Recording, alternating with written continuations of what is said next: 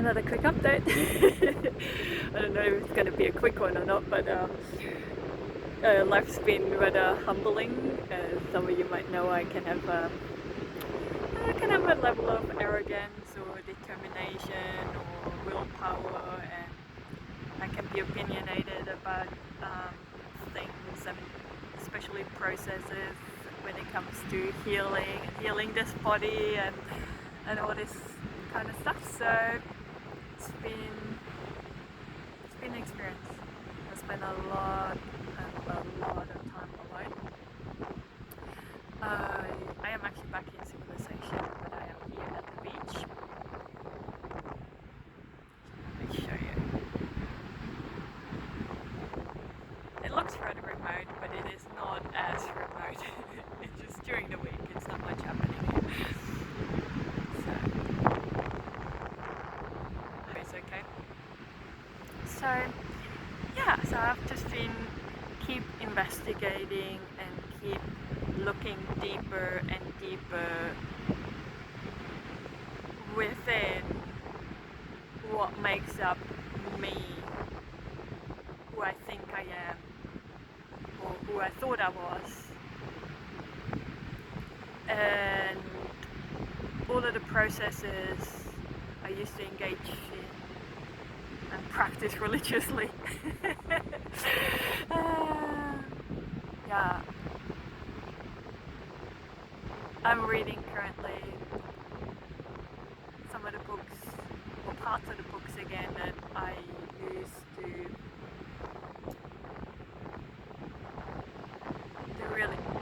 that I used at the beginning when I was first diagnosed with complex PTSD. So that would be over 20 years ago. Perhaps almost 30 years ago that I read those kind of books, just to really see where some of those beliefs and concepts came from. Right? Because when we take books as a guide, and I do that, I don't know, maybe let me know if you do that too. Like I don't just read books, they become my work, that I create all my goals around that. Like I really go into depth in a book, and it takes me months and months to use that, right? And see what it, experiment with it. What would it do in my life, and how would it affect this body and the experience of life? And I've done videos before where I really slammed cognitive behavioral therapy and how useless it is and things like that, right? And other therapy approaches that I tried and spent so much time and energy in, and I felt like nothing's changed. And that's where the humbling part comes in again, because now I actually realize, no, they all had a place. They did have a place on this journey. It was really important. I was so fused with the thoughts, or with that idea and belief. I didn't even think it was a belief, I thought it was a fact, that I am the thinker of my thoughts. I truly believe that. I don't know about you. Do you really believe that you are the thinker of your thoughts?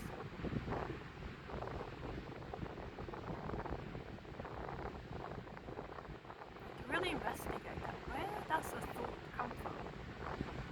Just pause now. What's the next thought that comes up? Where does it come from?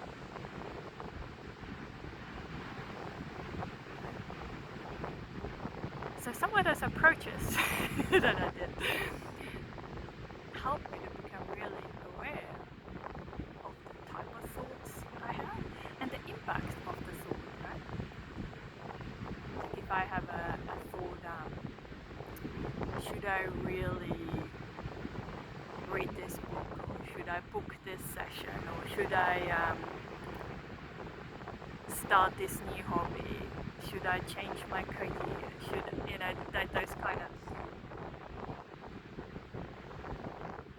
thoughts, they all have this underlying doubt, should I do this or that, right?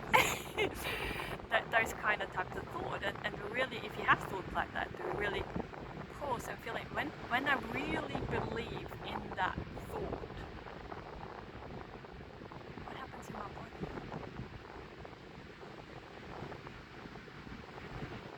Right? In the sense of these type of thoughts where that doubt and indecisiveness it's immobilizing in a way. I don't do neither, right? It becomes too much. It becomes like an energy vampire, right?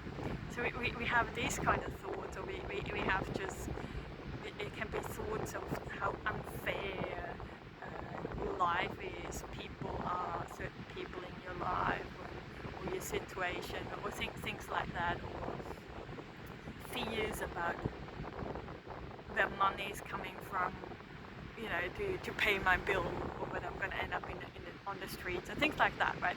So the thoughts have a flavor, and they for certain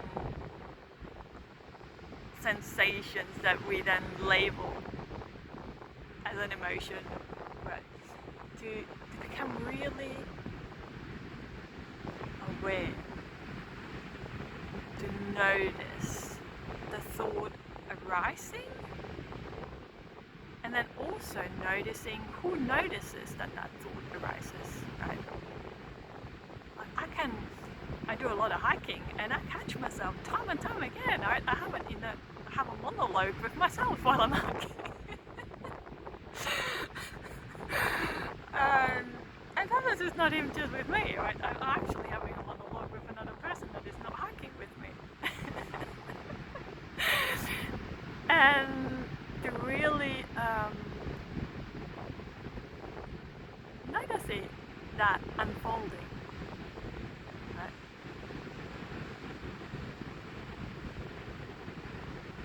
Get really peculiar, get interested, get curious. What is it? What is this distracting me from? And in my case it is so I don't have to go deeper and investigate really feel some more of some very raw emotional stuff, right? There's not much left, I feel, in there. I've done decades of therapy, and especially in the beginning, like about 20 years ago, I used to have like 3 or 4 sessions in a week with different therapists. I work really intensely on that, but now I notice there's still some things there, that the existence, that being in this body,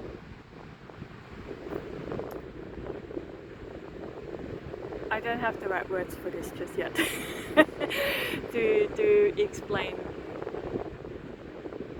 what is going on, but I think that's just the main message, I think, for myself, and maybe for whoever is still here listening, to notice that whatever you engage in, even if you can't see its benefits right now, even if you're thinking that this actually does more harm than good,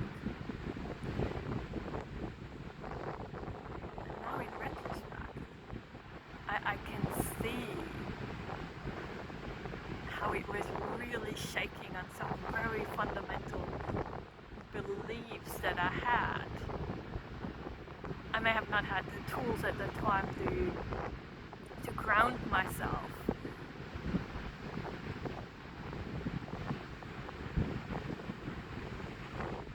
But I can see how it's okay. It's okay.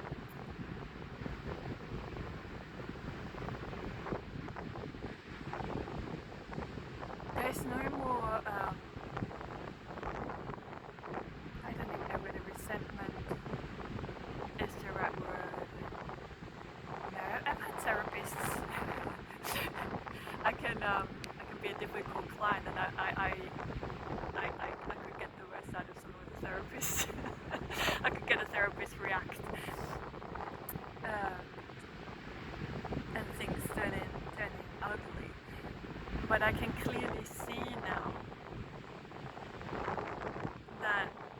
was like a mirror, right?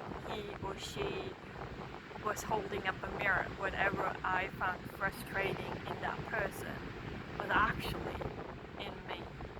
That were parts in that I did not like about myself in some instances, right? So yeah, I couldn't see that in the moment. Like we were talking years, decades later, right? Having to be able to see that.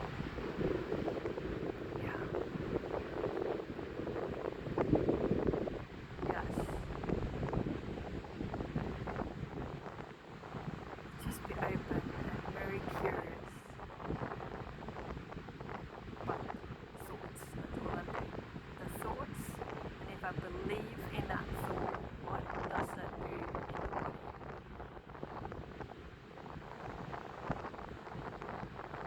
If it does something, where does it say that I actually have to do something about this? If I have profound sadness, or even anxiety or anger, what makes me think that I actually have to do something about this emotion? Why can I not just allow it to be there, feel it, at its most intense kind of way, and allow it to move through my system naturally without me doing anything? And I can't anyway. Right. That was humbling to realize that, yeah, I was on hikes and there were things coming up and I was like sobbing. Not just crying, I was sobbing. And I guess I am very open emotionally, energetically. So I realized it's not all my stuff, because some of the forests I'm going through, the energy of the trees, the history of the area, feels like I feel it.